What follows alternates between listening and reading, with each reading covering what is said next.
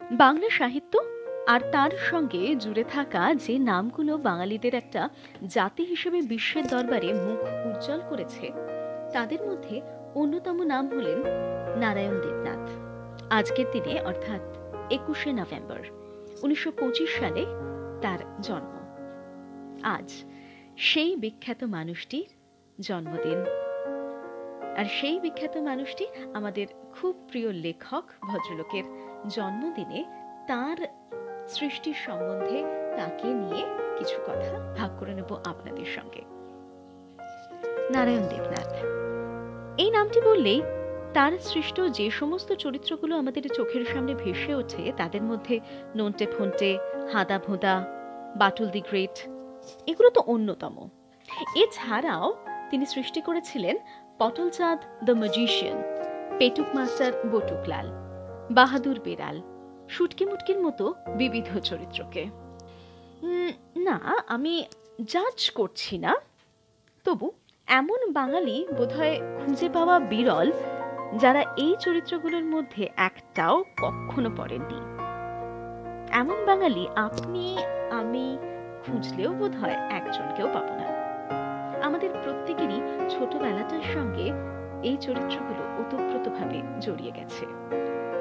যে মানুষ নিজে এমন রঙিন, তার চরিত্রগুলো তেমনি রঙিন হয়ে উঠেছে তার তুলির ছোঁয়ায়, তার কলমের খোঁচায়। আর এই রকম সাংঘাতিক ধরনের রঙিন চরিত্র যিনি সৃষ্টি করেছেন, তিনি ব্যক্তিগত জীবনে ব্যক্তি হিসেবে কতটা রঙিন সেটা বুঝতে খুব কঠিন অঙ্ক বোধহয় করতে হয় না। এই বছরটা অনেক ভোগালো আমাদের, তবু এই বছরটাও অনেক খারাপের মধ্যে কিছু ভালো আমাদের উপহার দিল। এই বছর অর্থাৎ 2020 সালে আমাদের চিরপরিচিত নন্টে ফন্টে, কেলটু, এদের বয়স দেখতে দেখতে 50 ছুঁয়ে ফেলল।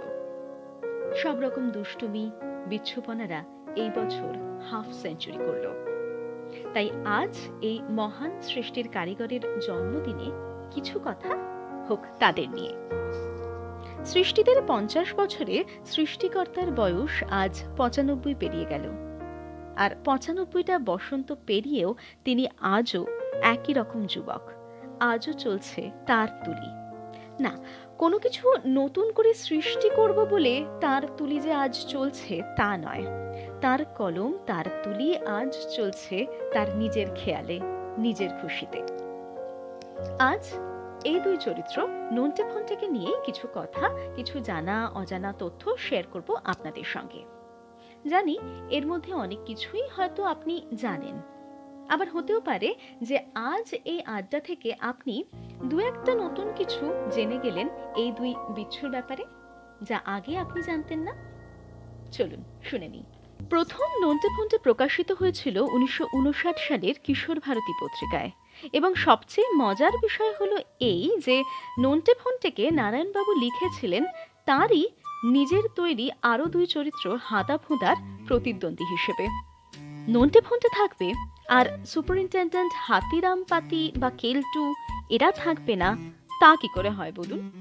তাই শুধু নন্টে ফন্টেই নয়, বাঙালির শৈশবের সঙ্গে আরও কিছু নাম জুড়ে যায় এদের হাত ধরে। একজন স্বনামধন্য লেখক ছাড়াও নারায়ণ দেবনাথ ছিলেন একজন বিখ্যাত ইলাস্ট্রেটর। তো 1972 সালে এইরকমই একটি বইয়ের অলংকরণ করতে গিয়ে উনি এই নন্টে ফন্টের চরিত্র দুটিকে আরো রঙিন করে তুলতে, এই চরিত্র দুটিতে আরো অন্যান্য মাত্রা যোগ করতে আরেকটু ভাবনা চিন্তা শুরু করলেন। যে বইটির অলংকরণ তিনি করছিলেন সেই বইটিতে ছিল দুটি বাচ্চার চরিত্র। ছিলেন একজন পেটুক সুপারিনটেন্ডেন্ট স্যার। রান্নাঘর থেকে মাঝে মধ্যেই খাবার গায়েব হয়ে যেত। সেই গল্প থেকে ছোট ছোট ঘটনা, ছোট ছোট চরিত্রদের তিনি নিতে থাকলেন তার গল্পের মধ্যে। তার নন্টে ফন্টে এই চরিত্র দুটিকে আরো সমৃদ্ধ করলেন। তো ঠিক এই জায়গা থেকে লেখক নারায়ণ দেবনাথের মাথায় আসে বোর্ডিং স্কুলে এই ছোট ছোট ঘটনাগুলোকে মজার ছলে যদি নন্টে ফন্টের চরিত্রের মধ্যে ইনকর্পোরেট করা যায় তাহলে ঠিক কেমন হয়। যেমন ভাবা তেমন কাজ, আর বাকিটা তা তো ইতিহাস। হ্যাঁ, এই ইতিহাস সৃষ্টি করেছেন যিনি, তাকে সামনে থেকে দেখার সৌভাগ্য আমাদের প্রজন্মের অনেকেরই হয়তো হয়েছে। আর আজ তার জন্মদিনে তার দীর্ঘায়ু কামনা করি, প্রার্থনা করি যাতে তিনি সুস্থ থাকেন। আমরা যখন কিছু পড়ি তখন মাথার ভেতর সেই চরিত্রগুলোকে কখনো কখনো আমরা ভিজুয়ালাইজ করতে শুরু করে দিই। তেমনি আমার মাথায় এই নারায়ণ দেবনাথ নামটির সঙ্গে অব্যর্থভাবে যে ছবিটি ভেসে ওঠে তা হলো কেলটুর পেছনে সুপারিনটেন্ডেন্ট স্যারের দৌড় এবং প্রাণ বাঁচাতে কেলটুর সেই আর্তচিৎকার, স্যার মরে গেলে বাঁচবো না যে।